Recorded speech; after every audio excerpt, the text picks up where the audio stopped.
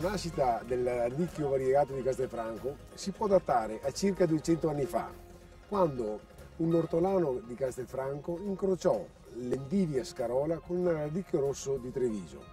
Da 40 anni la produzione del radicchio variegato è aumentata, anche le tecniche di coltivazione si sono affinate, ormai l'estrazione della raccolta del radicchio si fa con delle macchine. Il radicchio, che è qui sul campo, viene tolto prima delle gelate invernali e viene massato sul campo. Questo è il radicchio sul campo, che fra poco verrà coperto a seconda delle previsioni meteorologiche. Se ci saranno delle gelate notturne, come vedete qui alla mia sinistra, il radicchio viene coperto con del tessuto per preservarlo dal gelo. Poi, una volta estratto dal campo, verrà ammassato e ricoperto e il contadino farà i suoi prelievi a seconda delle necessità commerciali. Dal campo passerà direttamente nei locali dell'imbiancamento.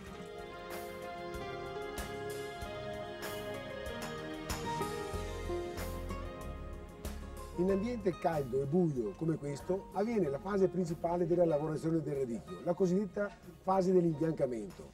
Qui il radicchio permane per circa 10 giorni, dopodiché viene prelevato e inizia la toilettatura dell'ortaggio. Il radicchio viene mondato delle foglie verdi esterne, viene pulito dalla terra, viene mozzata la radice e così il radicchio è pronto per le nostre tavole e per i nostri mercati. Il radicchio variegato di Castelfranco è un ortaggio molto delicato e sensibile e proprio per queste sue caratteristiche non può essere spedito molto lontano, non può sostenere lunghi viaggi. Ecco allora che i palati sopraffini che vogliono degustarlo devono venire per forza a Castelfranco, dove questo ortaggio è nato. Presentiamo come antipasto il piatto con cuore di Castelfranco, fatto con del finocchio, con una marinata di salsa di melograno e zucchero e carpaccio.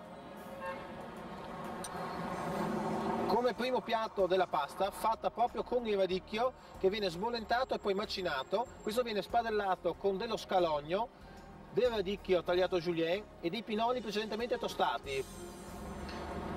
Come secondo presentiamo un filetto di manzo, tagliamo molto sottile a julienne il radicchio, lo mettiamo di fondo, il filetto tagliato a fettine, adagiato sopra. Questo viene precedentemente saltato con lo zenzero, che è una spezia che aromatizza molto bene e sviluppa il sapore del radicchio. Poi abbiamo la torta di radicchio come dolce, questa è una marmellata fatta sempre da noi, di nostra produzione, con il radicchio, che è molto molto buona. E dolces in fondo cosa abbiamo? Abbiamo l'insalata, che è la cosa più semplice da fare, che viene sviluppata con l'olio di oliva e diventa la squisitezza e la prelibatezza, visto la croccantezza del radicchio di Castelfranco.